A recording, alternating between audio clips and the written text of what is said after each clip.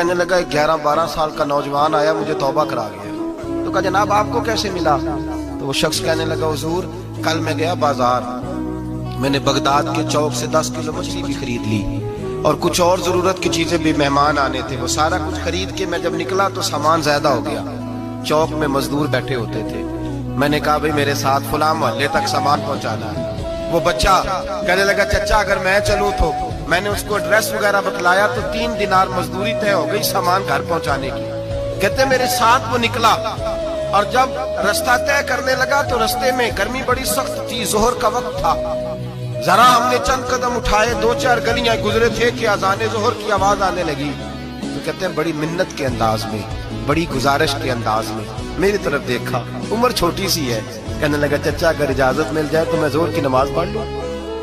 کہتے ہیں میں ایک جگہ پھٹے پہ بیٹھ گیا اور گپے کرنے لگا, سامان وہاں رکھا, میں نے کہا پڑھ لے نماز. کہتے ہیں بچہ نماز پڑھنے چلا گیا, باقی لوگ دیر سے آئے, وہ نماز پڑھ کے جلدی آ گیا. میں نے کہا بیٹے تو جلدی آ گیا ہے؟ کہنے لگا اس لیے جلدی آیا ہوں کہ آپ یہ نہ سمجھے یہ کام چور ہے, میں نے نفل چھوڑ دیے ہیں, فارغ ہو کے پڑھ لوں گا. کہتے ہیں سامان اٹھایا, رستے میں گرمی شدت کی تھی, اس کا پسینہ بہنے لگا, میں آگے بڑھا.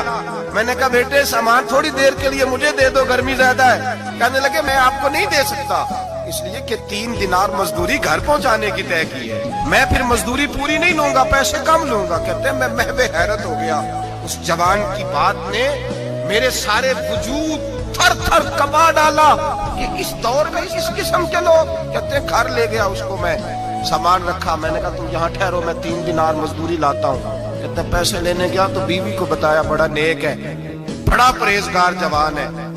کہنے لگی روٹی پکی ہوئی ہے, اسے کہو دوپہر کا کھانا کھا لے. کہتے ہیں میں باہر گیا, 3 دینار تھمائے, میں نے کہا بیٹے ایک بات مانو گے؟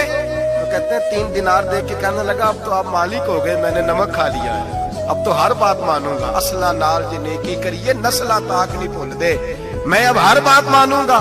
تو میں نے کہا دوپہر کا کھانا کھا لو. کہتے ہیں اس کی گردن جھک گئی اور بڑے دھیمے لہجے میں کہنے لگا میں نہیں کھا سکتا, میں نے روزہ رکھا ہوا ہے, روزہ رکھا ہوا ہے, نفلی روزہ رکھا ہوا ہے. کہتے ہیں میں اور پریشان ہوا, میں نے فوری طور پہ سوال کیا کہ اب تو کدھر جائے گا؟ تو کہنے لگا اب میں کہیں نہیں جاؤں گا, میرے 1 دن کا خرچہ میرے ماں باپ نے جو ڈیوٹی لگائی ہے وہ 3 دینار ہے, پورا ہو گیا ہے. اب میں باقی جو وقت بچے گا یا قرآن پاک کی تلاوت کروں گا یا محمد عربی پہ درود و سلام پڑھوں گا.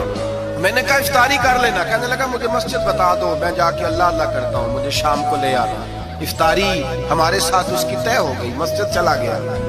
مغرب بعد لینے گیا تو کہنے لگا عشاء کے بعد آنا, اب تو میں نے پانی سے افطار کر لیا, کھانا کھانے جاؤں گا تو جماعت رہ جائے گی.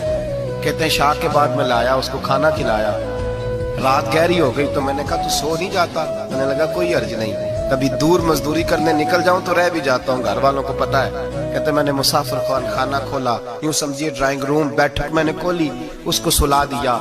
میں اور میری بیوی اپنی معذور بیٹی کو روٹی دینے گئے اور ہم نے جا کے اس کو کھانا کھلایا جو ٹانگوں سے معذور تھی, اور ساتھ کہا کہ بیٹی آج بڑا پرہیزگار جوان ہمارا مہمان ہے, آج چڑھتی جوانی اور تقوی کی روشنی اس کے چہرے سے چمکتی ہے, کیا بات ہے, بڑے ہی اچھے گھرانے کا تربیت یافتہ ہے.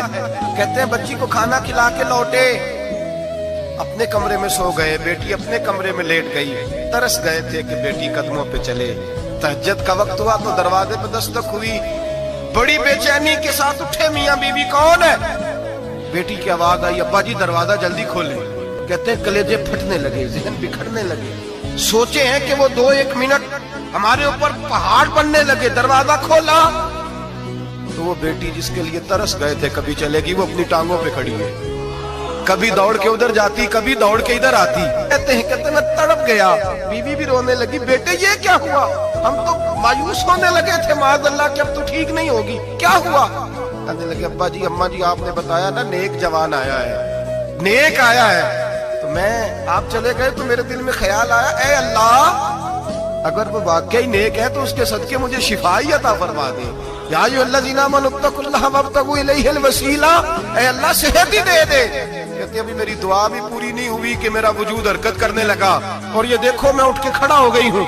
کہتے ہیں ہم لوگوں نے یہ دیکھا تو بھاگے اس کے کمرے کی جانب. جب دروازے پہ ہاتھ رکھا تو دروازہ کھل گیا, آگے گئے تو پلنگ خالی تھا، ایک رکا چھوڑ گیا ہے. کہنے لگا مجھے پتا ہے میری حقیقت کھول گئی ہے، میں تو اللہ کا بندہ ہوں. اگر تمہیں مجھ سے ذرا بھی پیار ہو گیا ہے تو پھر میرے پیچھے نہ بھاگنا، اللہ کی بارگاہ میں جھک جانا.